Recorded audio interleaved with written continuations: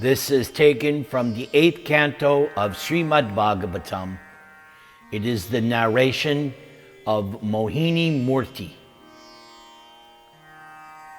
Maharaj Parikshit was very eager to hear about the churning of the ocean of milk, and therefore Shukadeva Goswami began to explain to him how the demigods, having been cursed by Durvasa Muni, were defeated in battle by the Asuras.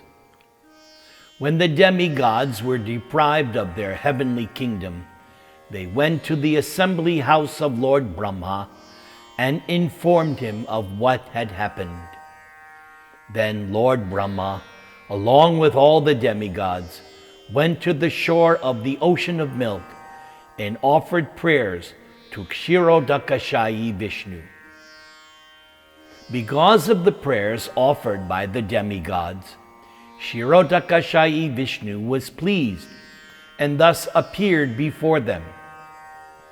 The demigods were almost blinded by his transcendental bodily effulgence. So at first, therefore, they could not even see any part of his body. But after some time, when Lord Brahma could actually see the Lord, he, along with Lord Shiva, began to offer the Lord prayers. When offered prayers by Lord Shiva and Lord Brahma, the Supreme Personality of Godhead was pleased. Thus he gave appropriate instructions to all the demigods. The Supreme Personality of Godhead, who is known as Ajita, the Unconquerable, advised the demigods to make a peace proposal with the demons, so that after formulating a truce, the demigods and demons could churn the ocean of milk. The rope would be the biggest serpent known as Vasuki, and the churning rod would be Mandara mountain. Poison would also be produced from the churning, but it would be taken by Lord Shiva, and so there would be no need to fear it. Many other attractive things would be generated by the churning, but the Lord warned the demigods not to be captivated by such things, nor should the demigods be angry if there were some disturbances. After advising the demigods in this way, the Lord disappeared from the scene. Following the instructions of the Supreme Personality of Godhead, the demigods established a peace with Maharaj Bali, king of the demons. Then both the demons and the demigods started for the ocean of milk, taking Mandara mountain with them. Because of the great heaviness of the mountain, the demigods and demons became fatigued, and some of them actually died. Then the Supreme Personality of Godhead Vishnu appeared on the back of his carrier Garuda, and by his mercy brought all these demigods and demons back to life. The Lord then lifted the mountain with one of his hands, placing it on the back of Garuda. The Lord also sat on the mountain and was carried to the spot by Garuda, who placed the mountain in the middle of the sea. Then the Lord asked Garuda to leave that place, because as long as Garuda was present, Vasuki could not come there. With the understanding that when nectar was generated from the churning, they would share it equally, the demigods and demons brought the Vasuki to be used as the rope for the churning rod. By the expert arrangement of the Supreme Personality of Godhead, the demons held the snake near its mouth, whereas the demigods held the tail. Then, with great endeavor, they began pulling the snake in both directions. Because the churning rod, Mandara mountain, was very heavy, and was not being held by any support in the water, it sank into the ocean.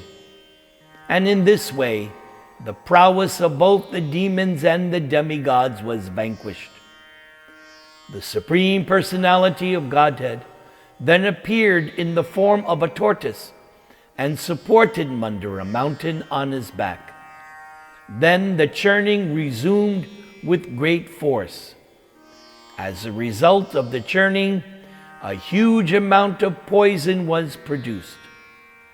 The Prajapatis, seeing no one else to save them, approached Lord Shiva, offering him prayers full of truth.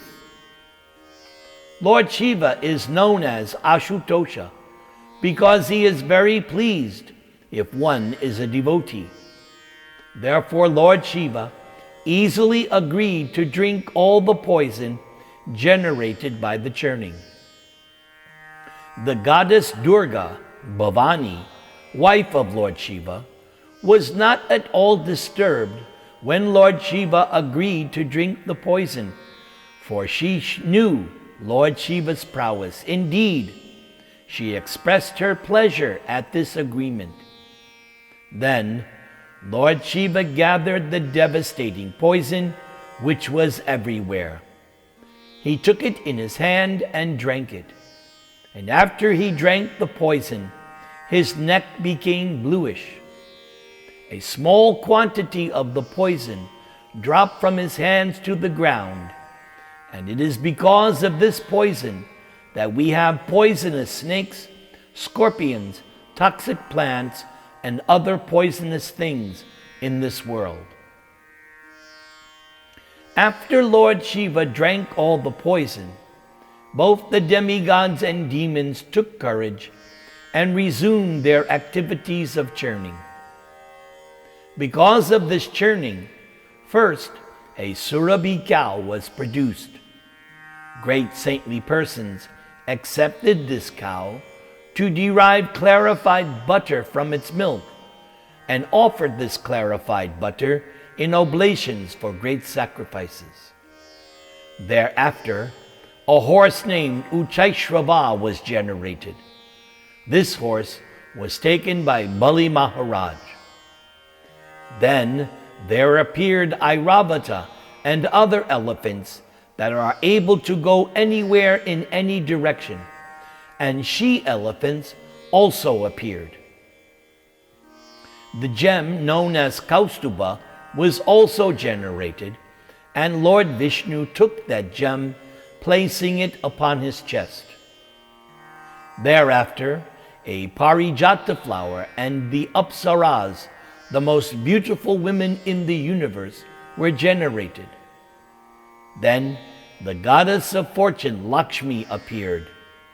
The demigods, great sages, Gandharvas, and others offered Lakshmi their respectful worship. But the goddess of fortune could not find anyone to accept as her husband among all the demons and demigods. At last, she selected Lord Vishnu to be her master. Lord Vishnu then gave her a place to stay everlastingly on his chest.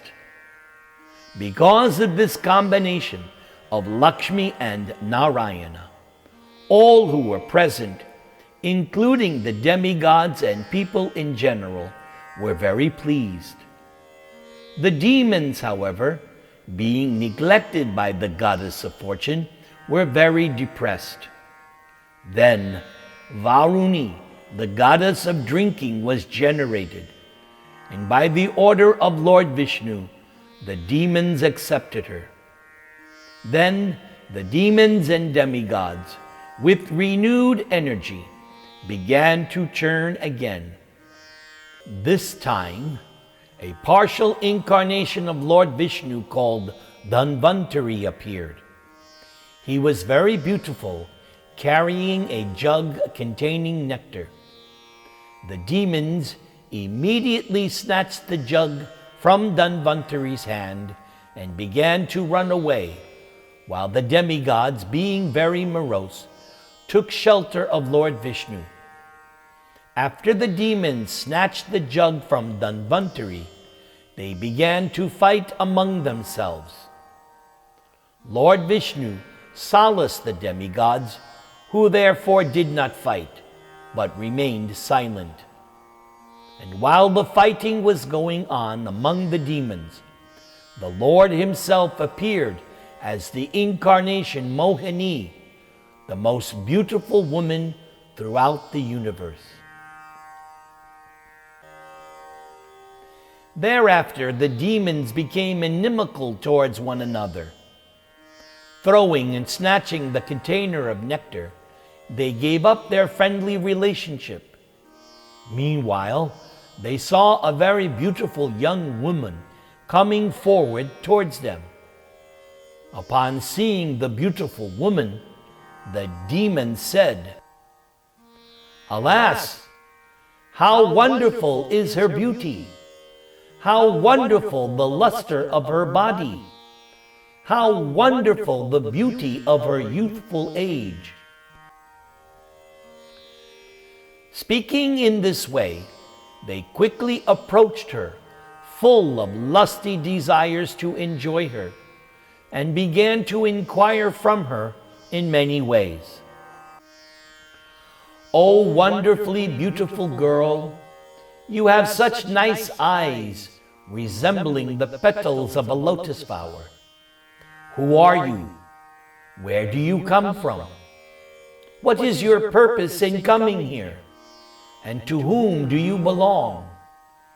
O you whose thighs are extraordinarily beautiful, our minds are becoming agitated simply by seeing you. What to speak of human beings? Even the demigods, demons, siddhas, gandharvas, charanas, and the various directors of the universe, as well as the prajapatis, have never touched you before. It is not that we are unable to understand your identity.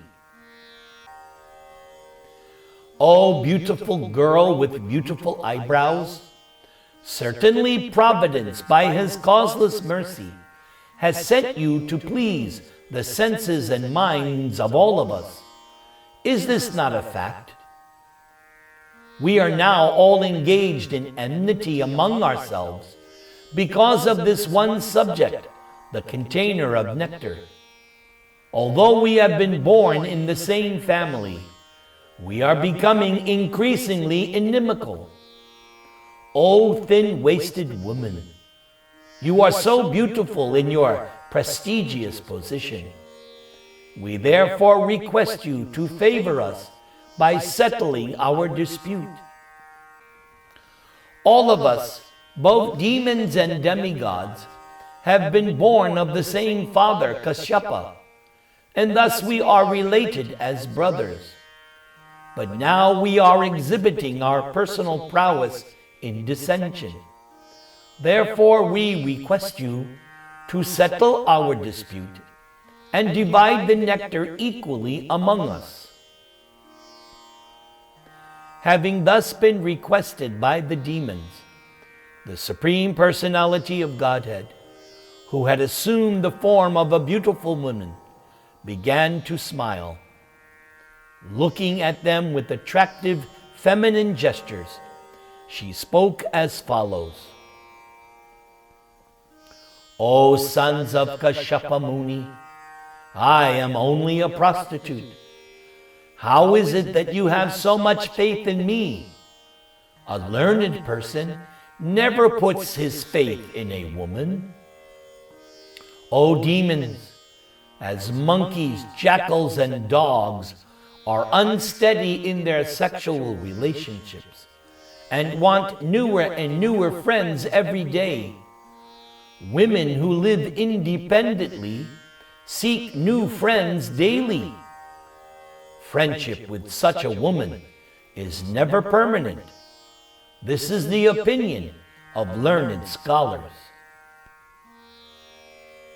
After the demons heard the words of Mohini Murti, who had spoken as if jokingly, they were all very confident. They laughed with gravity and ultimately they delivered the container of nectar into her hands. Thereafter, the Supreme Personality of Godhead, having taken possession of the container of nectar, smiled slightly and spoke in attractive words. The demigods and demons then observed a fast. After bathing, they offered clarified butter and oblations into the fire, and gave charity to cows, to brahmanas, and members of the other orders of society, namely Kshatriyas, Vaishyas, and Sudras, who were all rewarded as they deserved. Thereafter, the demigods and demons performed ritualistic ceremonies under the directions of brahmanas. Then they dressed themselves with new garments according to their own choice. They decorated their bodies with ornaments and sat facing east on seats made of kusha grass. O King Parikshit, as the demigods and demons sat facing east in an arena fully decorated with flower garlands and lamps and fragrant with the smoke of incense, that woman, Mohini Murti, dressed in a most beautiful sari, with her ankle bells tinkling, entered the arena, walking very slowly because of her big, low hips. Her eyes were restless due to youthful pride. Her breasts were like water jugs. Her thighs resembled the trunks of elephants, and she carried a water pot in her hand. Her attractive nose and cheeks, and her ears, adorned with golden earrings, made her face very beautiful. And as she moved, her sari's border on her breast moved slightly aside. When the demigods and demons saw these beautiful features of Mohini Murti, who was glancing at them and slightly smiling, they were all completely enchanted. Demons are by nature crooked like snakes. Therefore, to distribute a share of the nectar to them was not at all feasible, since this would be as dangerous as supplying milk to a snake. Considering this, the Supreme Personality of Godhead, who never falls down, did not deliver a share of nectar to the demons. The Supreme Personality of Godhead, in the form of Mohini Murti, the Master of the universe, arranged separate lines of sitting places and seated the demigods and demons according to their respective positions. Taking the container of nectar in her hands, Mohini Murti first approached the demons and satisfied them with sweet words, but thus cheated them out of their share of the nectar. Then Mohini Murti administered the nectar to the demigods who were sitting at a distant place, to make them free from invalidity, old age, and death. O King Parikshit, since the demons had promised to accept whatever the woman decided, whether just or unjust, now, to keep this promise, to show their equilibrium, and to save themselves from fighting with the woman, the demons remained silent. The demons had developed affection for Mohini Murti and a kind of faith in her, and they were afraid of disturbing their relationship. Therefore, they showed respect and honor to her words, and did not say anything that might disturb their friendship with her. However, Rahu, the demon who causes eclipses of the sun and moon, covered himself in the dress of a demigod and thus entered the assembly of the demigods and drank nectar without being detected by anyone, even by the Supreme Personality of Godhead, Mohini Murti. The moon and sun, however, because of permanent animosity towards Rahu, could understand the situation. Thus Rahu was detected. The Supreme Personality of Godhead, Hari, in the form of Mohini Murti, using his disc, which was sharp like a razor, at once cut off Rahu's head. And when Rahu's head was severed from his body, the body, which had been untouched by the nectar, could not survive. Rahu's head, however, having been touched by the nectar, became immortal. Thus, Lord Brahma accepted Rahu's head as one of the planets. Since Rahu is an eternal enemy of the moon and sun, Rahu always tries to attack them on the nights of the full moon and dark moon. The Supreme Personality of Godhead is the best friend and well-wisher of the three worlds. Thus, when the demigods had almost finished drinking the nectar, in the presence of all the demons, Mohini Murti disclosed her original form as Lord Hari. The place, the time, the cause, the purpose, the activity, and the ambition were all the same for both the demigods and the demons. But the demigods achieved one result, while the demons another. Because the demigods are always under the shelter of the dust of the lotus feet of Krishna, they could very easily drink the nectar and thus get its result. The demons, however, not having sought shelter at the lotus feet of the Lord, were unable to achieve the result they had desired. In human society, there are various activities performed for the protection of one's wealth and life by one's words, mind, and actions. But they are all performed for one's personal or extended sense gratification with reference to the body. All these activities are baffled because of being separate from devotional service. But when the same activities are performed for the satisfaction of the Lord, the beneficial results are distributed to everyone, just as water poured on the root of a tree is distributed throughout the entire tree. Hare Krishna, Krishna Krishna, Hare Hare, Hare Rama, Rama Rama, Hare Hare. All glories to my ever well-wisher, my spiritual master, A.C. Bhaktivedanta Swami Prabhupada.